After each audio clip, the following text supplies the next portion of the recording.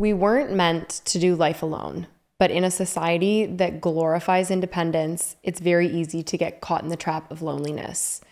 We believe that a lot of women feel like they're isolated and like they're having to go through their struggles in life alone. Mm-hmm. And we really want to shift that narrative. And we really want to promote women doing life together, not separate. So let's get right into today's episode of community, building deep friendship, and a women's circle together. I know it's wrong, but I don't care. So obviously, because we believe in community so much, that's why we're addressing it in this episode. We've seen such a need for it in our own lives and in society. Yes. So much so that you've gone ahead and created this incredible community for yourself with your family. So, yeah. I mean, I admire it daily. I wish I was a part of it. You will be a part of it. You are a part of it. Yeah. I'm here living with you right now. True. Yeah. No, I agree. It's something that I didn't know I really needed until I was into it. But it was also, I was at a crossroad in my life where I had to make a choice of the next design phase, I would say. Like Gabe and I were both at the point where we were going to be buying a house. And even though I lived 10 minutes from my sister at the time, you still had to schedule to see each other. And neither of us had kids. And we would see each other maybe once a week, once every other week. And once Gabe and I decided to buy a house, we're like, listen, we're this busy with 2 dogs already. We can only imagine what it's like with kids. And it takes this much effort for us just to collectively get together. So it's either him and I go live somewhere far off on our own and we'll still get together for like major holidays. Or here's a crazy idea. We all buy a big property and move on it together. And surprisingly, every single person in my family was down. Well, mind you, it was just like my parents and my sister because the rest of my family's all in Germany. So it really was just the few core. And I was saying to Sam, I'm like, eventually our parents are going to need us down the road. Right. So it's either we figure it out in 20, 30 years, or we just kind of set ourselves up in a situation that we know create your own version future of that. Right. And also Sam and I didn't really have a lot of family growing up here. Like it was just the core of 4 of us. Yeah. And that's something that I wanted to give to my future children at the time, was to have their aunts, their uncles, their cousins, their grandparents around, which is something I didn't really get to know. And I think that once my parents were on board and my sister and Jordan were on board, they were always like unsure because they were a bit more independent. The universe, it was so interesting, like presented the most perfect space for us to build this on. And we moved in, I think June, and then by July, somehow both of us got pregnant, and right away. Okay, but moved in where? You got to give more detail. Oh, like we moved into the property. We bought a big property that was 88 acres, and then our neighbors ended up selling their property, which completed it to be 100 acres. And then there was 3 dwellings. So Sam, myself, my parents, we each got a dwelling and some side barns and buildings as well. Like, I mean, it was such a fluke how this property came to be. But we probably spent like 7 to 8 months searching for this property. And I think that because we had dictated such a clear vision of exactly what we wanted and where we wanted to go and how we wanted to build our life, that's when options really started opening up to us. And I was so adamant. So I feel like truly one of my powers in this life is to manifest things. Yeah. And ever since we've been living there, it's been like 3-4 years now. And our kid, so yeah, about 3 years. No, 4 years. Because our kids are 3. 3 and you got pregnant with him while you were living there. And I had no idea what I was in for becoming a mother. Yeah. I mean, you can only anticipate so much until you go through it yourself, right? And we'll get into a little bit more today about like communities of being surrounded by people in a community, in a family situation, and motherhood as well. But having that support system with my sister there, and Gabe's an identical twin, and his twin moved down the street, and his fiance is one of my best friends too. So we kind of had this like sisterhood going on where my sister became close with my sister-in-law, and then my sister's in-laws moved in down the road. So it became this like bustling community where my sister's mother-in-law is somehow like kind of like my mother-in-law too. And babysits my child, and then we group them together, and then we alternate days. So like that has been such a massive help in so many respects, because I so often think to myself, I'm like, how do people do this alone? And I know I'm incredibly lucky that this is the situation for us, and this is kind of how it played out. But I am a really good saleswoman, and I do believe I sold that vision, but it's working out in everyone's favor. And I'm slowly working on getting you there too. Yeah. Because one of our best friends also bought a property down the street there as well. So, I mean, I'm like, at the end of the day, why not? Like, what is this life for? It's to create experiences, be around the people that you love. And if you can do all those things well, obviously you have to maintain some sort of living and lifestyle. If you can kind of formulate all those things. And within a community, it's why not? Very beneficial. Why not? For sure. So yeah, it's been an amazing journey, and one that obviously Sam and I are sharing on social media on our own, like our sister journey page of like why we did what we did, because we know it's actually quite a unique story. And then not to mention the fact that we both got pregnant at the exact same time twice. Yeah. You know, one of our kids are 2 weeks apart, and then the other set of kids are 2 days apart. So crazy. It's wild. So it's been life-changing, and I can't imagine my life otherwise. And I know that this type of lifestyle or like community or support system, maybe not identical to what I have, but is things that are a little bit abnormal in society today. Right. And a lot of people crave and have questions about and search for it within their own families or their own girlfriends or their own communities. Like, you know how I always send you a meme where it's like, oh, once our husbands die, we like buy a house and live together and just reunite. I'm just like, well, why can't we do that now? Yeah. And enjoy it now and then raise our kids together. Yeah. Well, we kind of are right now. Well, kind of, yeah. We have the ability to be together. And I think that like such a big takeaway from it is that what you can gain from living within a community like that, and what you can gain from being a part of a community or creating the community yourself. And I think that that's healing together, growing together, and thriving together. Because when you have a support system around you, all three of those things I think become a lot easier. Yeah. You have people to lean on through all of those phases. And so I think that creating community is so much more than just like, oh, like I have neighbors and we're friends and our kids hang out. Yeah. But it's literally like you're going through stages of life to be supportive for each other through the healing. Well, if you didn't have that community, who would you turn to? Like, I feel tell me about it. Maybe I'm a little bit of a conspiracy theorist as well, but I also feel like when people are isolated and stripped from their power, which is like you become more powerful with the support system, you become dependent on a system that can control you and isolate you and invoke fear into you and make you completely reliant on them for fulfilling the needs that we're desperate for in this society of separation and isolation. Yeah. And I mean, like, even though we have connection now more than ever, I mean, like, you would only know who you knew through friendships, people, family, you know, and then you'd have like a couple phone numbers on hand who lived within your vicinity. But now you're in this world of social media that you're exposed to anybody in the world almost, essentially. But it's ironic because it's like you can access and be connected to anyone at any point at any time. And yet we're so much more disconnected now probably than we ever have been from one another and from nature and from what is natural. Yeah. And I think it's that hustle bustle culture that has really, you know, created this isolation. Just like we've touched on in previous episodes, like the productivity is all that matters. That's where your value is. So the hustle bustle culture is completely pinning us down to this lifestyle that is isolating and so lacking in community. I also feel like that can encourage more of like a trust and vulnerability issue in women. And it doesn't have to always be like within friendships or within like social media and people you don't know, because obviously there's like a comparison of seeing ideal lifestyles. Because I like a lot of the comments we get too is just like, I wish I had that.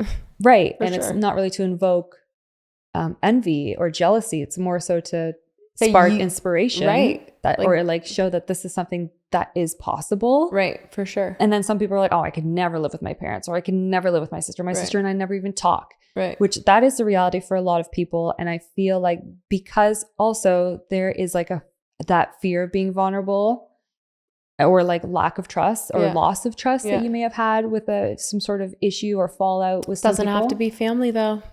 It doesn't have to be family. You're very lucky. Yours just so happens to be family, but it doesn't have to be family. And you it's can not create easy. that with it. No. Yeah, like all relationships, it requires work and communication, and there are disagreements. Yeah. Like we are all not as like Of course. what online. Obviously, see highlights. We're not going to post when we all are in arguments and be like, "This girl's Kind of such a wish you bitch." would though. I mean, maybe we should to show how we resolve it. Yeah. And again, to just offer like solutions to show how we work through it. Because one of the biggest questions we get is like, how did you guys get so close as sisters? Right. But to be honest, like there was a time where you and I remember when we were like, our own sisters were like, stop calling each other sisters because you're not sisters, we're sisters. But it was like at that time we were living together. We were in the same vicinity together. We did everything together. Finish each other's sandwiches. Sandwiches. And then now that my sister's like literally my neighbor and living with me and we're raising kids together too, that's when we started to really form this bond of closeness and this connection relationship. And obviously we're very different people, but we're also having a lot of the same values. And we both You're very lucky. You're very lucky. Very lucky, but we both want this relationship to work. Right. You have to put in the effort just like any relationship. If you want it to work and you want it to be healthy and you want it to flourish and grow, you got to put the work in. Yeah. You got to communicate, got to put the work in. Yeah. And that goes. But I think it just circles back to we are wired to crave connection. It is in our innate human nature to crave human connection with others.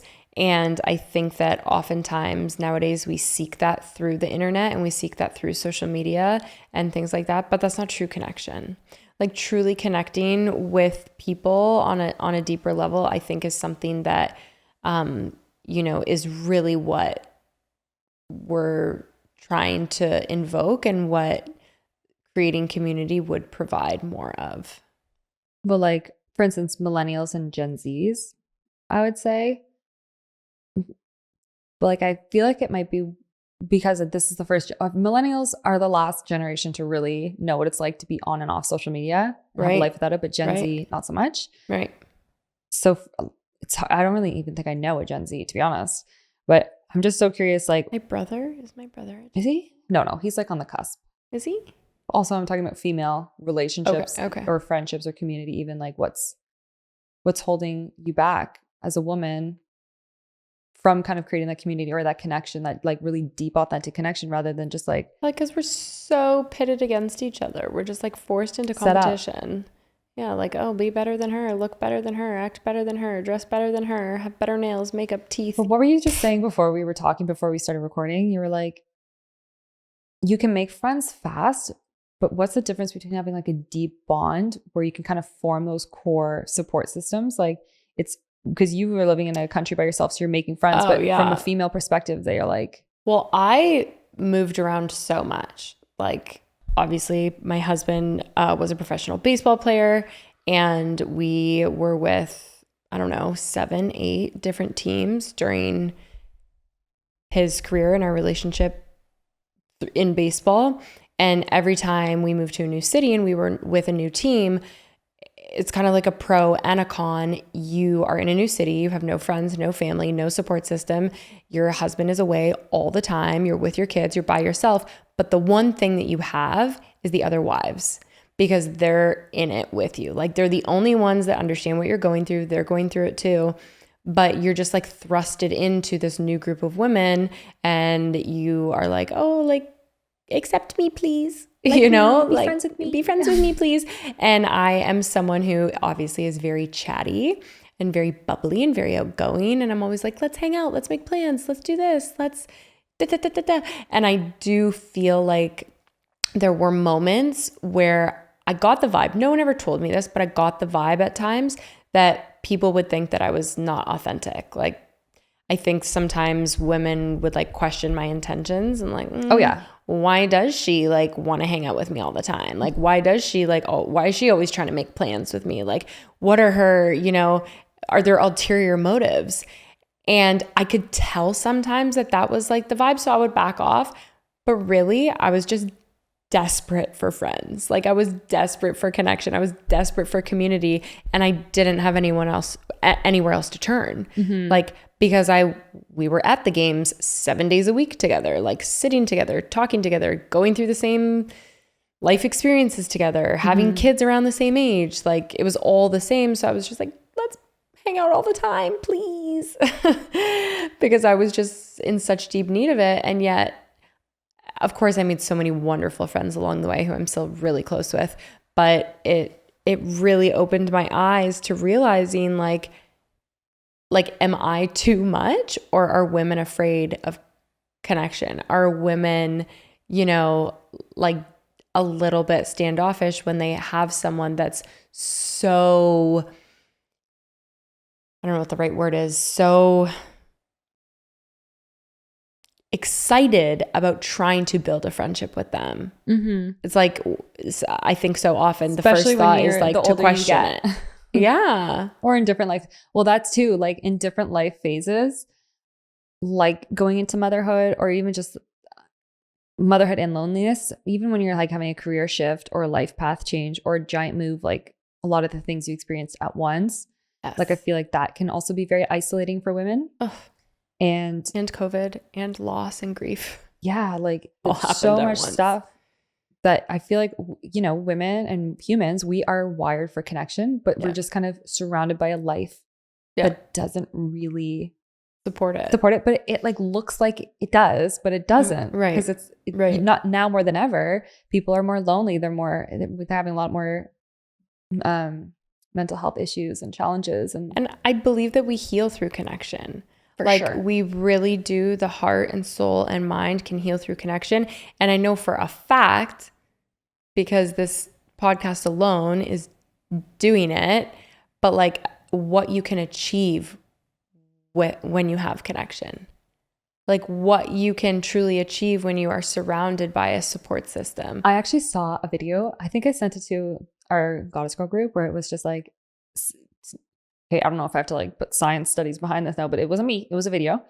I'm just reiterating what I saw, but it was saying new science studies have shown that women need other women in their lives and deep connection. And it scientifically proves that they're actually healthier and happier when they are around those other women. Like women need women, just like men need men. Like you need your men time, you need your women time. You go look back at history and look at how women's circles were in ancient times. Yes. I mean, you look back at ancient communities, and like when the women would sync up on their menstrual cycle, and when they would bleed, they would all go into the same tent and bleed together and share that experience together. And maybe rare communities even now today that are very, very rare. Absolutely. It's of course.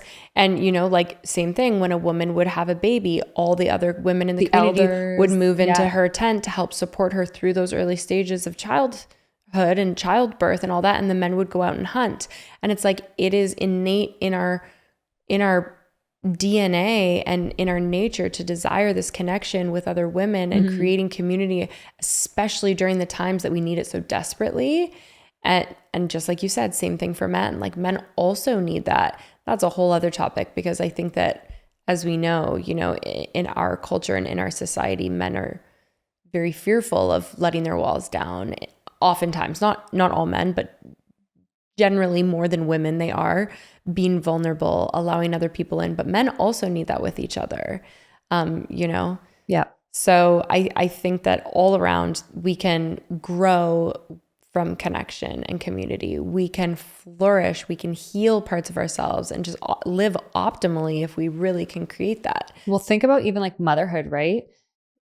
Because it made me think about that when you were talking about like, when women used to go in for childbirth, because I recently had a baby 8 months ago, and I was really preparing for a home natural birth. Like I was so determined. I'm like, this is what I want. And like the amount of literature I would read, the books, and just kind of like the ancient wisdom that came around childbirth and all those things, like motherhood. I cannot remember. I think it's called Reclaiming Childbirth. It's like a red book. Probably have to link it below in the show notes, but I recommend it to I'm going to give it to anyone else of my girlfriends who have yet to have a baby, or anybody who's going to have a baby. I recommend this book because it gives a in-depth critical history about women all throughout history of time with resources. And and childbirth and the connection. There is like a section in the book that I remember reading about how it like tells a story that kind of sums up all the knowledge about a woman about to give birth, and like each chapter goes to like the next stage of like the transition and actually giving birth, and how her mother and her sister are with her in the tent preparing her for the next phase. And then as soon as the baby's born, they show her what to do. And think about like, you used to be surrounded by grandmothers, wet nurses, aunts, women who you would watch breastfeed. I don't think other than my sister, like my adoptive sister, who was like 17 years older than me, and for a very, very brief time, because she was back and forth between Germany at this time. Other than that, I don't recall seeing, talking about, learning about breastfeeding. Interesting. At all. And my mom didn't breastfeed us. So it's like she didn't have the support to get through that in the hospital. And that's like when the Leche League was really like, you should breastfeed, but we're not going to teach you how. And if you don't, you'll feel shamed for it. And that's like the formula age. It was the formula age, yeah. So it was really pushed and encouraged to do formula. And I did not know, and it's so different for every woman, but for me, the breastfeeding journey at the beginning was so hard. So hard. And if I did not have a community like La Leche League or my midwives at the time, or my sister, because she was going through the same thing with me, like we both wanted to breastfeed so bad. And it was like, and you too, I remember calling you, even though you were like living in a different country, you were still like my number one support, because you were my only friend who had a baby and breastfed at the time. So I'm like, I was calling you for everything. I'm like, my nipples are so sore, they're cracked, they're bleeding, I can't do it. No. And it was just like, it required so much persistence and education and support that I found in like a breastfeeding community that I would have never found before. But it was almost difficult to do that because it wasn't something that was like readily available or talked about. Like, you really had to hunt and find the right people to help support that the journey. right people. And it's so, it could be feeling so, because when you can't feed your baby, it is like the most stressful. And you're already postpartum, going through all of the hormone drops, and it's just, so and when hard. it's something you want so bad. Yeah. I had a bit of an easier time with Aubrey, even though with my first, it was still really hard to learn. But with Lily, I had such a hard breastfeeding journey with her. So many specialists, oh my God, so much. But I agree with you. But that's when mothers come together. Had you not had that community, what would that have looked like for you? It might have been totally different, right? I can see why people don't breastfeed sometimes. Like, I see that. Oh, absolutely. It's so hard. It's so hard. It is so hard. But a fed baby is the best baby. That's right. Totally. Yeah. I was just saying from my own absolutely. Of course. Want. Yeah. That's what I had wanted. I hear you. Me too. Even just a baby in general, like I know there's a lot of accounts and things coming up that offer like guides and ebooks. Remember you said you wanted to write a book one time? It was just like everything you need to know about being pregnant and having a baby. Like, these are the best bottles. This is the best pump. This is the best. Tried it all. But also, and the reason that I came to that, which I still want to do that one day. And I want to work with specialists to create essentially an index manual. Because you know how people are always like, oh, you get sent home with a kid, but there's no manual. But there should be. Like, there should. So crazy. Like, how crazy is it that you get sent home from the hospital? Anyways, that's a whole other topic. But there should be a manual. Every episode we're like, that's a whole other topic. That's a whole other episode. Okay, but let's get into some practical points. Right. Let's get into some practical points of how women can create more community for themselves. I think that there's a few very simple things that you can start with in order to do that. One is be very extremely decisive when you choose who you surround yourself with. I think that if you want a genuine community that's going to be there to support you through the ups and downs, the people are going to matter. So it's quantity over, that's not correct. It's quality. It's quality over quantity. Be very specific about who you're choosing to surround yourself with and who you want to be a part of that community. And then take charge. Like, speak up. Like, if no one is creating the community and you feel like, no, it doesn't really exist where I am, then create it. Create it. Go to your girlfriends that you feel deeply strong with. Go to people that you feel like you could connect deeply with. Be like, hey, I want to start like once a week or once a month, whatever it is. Let's start meeting in person, on Zoom, whatever it is. And let's start creating our own community. I'm thinking of someone in particular, but like she's a very outgoing person and she's like a natural magnet and she's a yes girl too. So she has this natural gravity that pulls people in to like want to talk to her and be friends with her. But it also is easy to kind of like wear yourself out thin. Right. Because you're expanding yourself to so many people to offer that community. So along with what you just said, be careful who you surround yourself with. I feel like kind of what we mentioned in previous episodes though too, were the strength of boundaries within that to protect your own space too. Right. Because you can only go so far with certain people. Absolutely. So I feel like, be very clear in your boundaries of like you just said, like the type of people that you want to call into your life and need for yourself. Because these people might need, because people are attracted to you.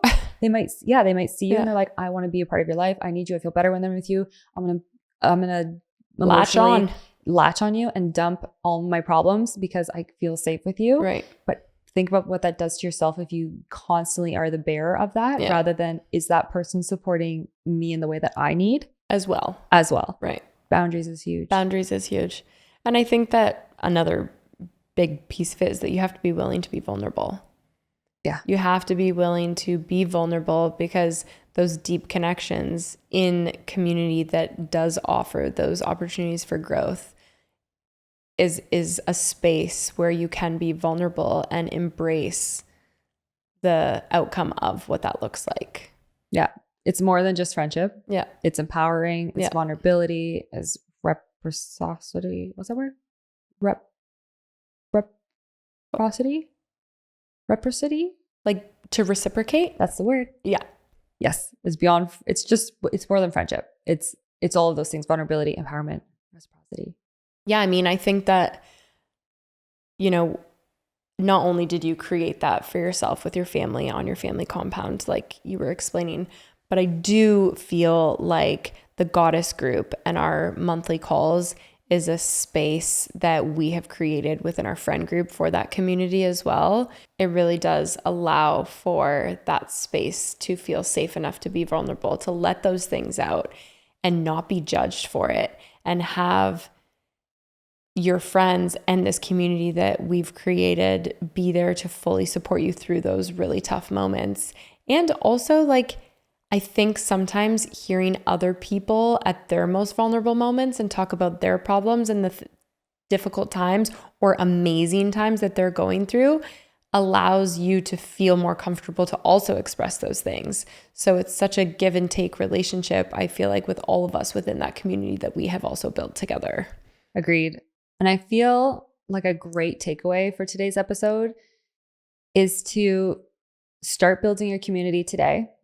And that could be a community, could be you and a friend, like, or you and a family member, whoever it is that you feel safe with and feel that space with. Just reach out to them and let them know how you need them and create that in-depth connection, because you'll find that space within each other once you allow each other to feel vulnerable. And once you're vulnerable with that person, it will open up the space that they can feel vulnerable back with you. Exactly.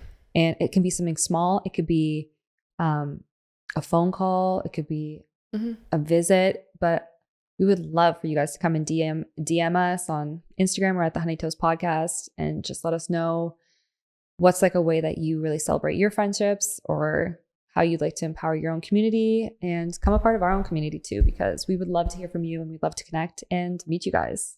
And remember that life is not about what we achieve and accomplish alone, but who we grow with alongside us. So we hope that you enjoyed today's episode, and we can't wait to hear from you. Yeah, we're so excited to take you guys onto our next episodes, because we're going to be talking about long distance friendships, which is exactly what Brie and I have been dealing with for like 8 years now. So we're very excited to talk about that one. So make sure you join us next week on that. All right. See ya. Honeys out.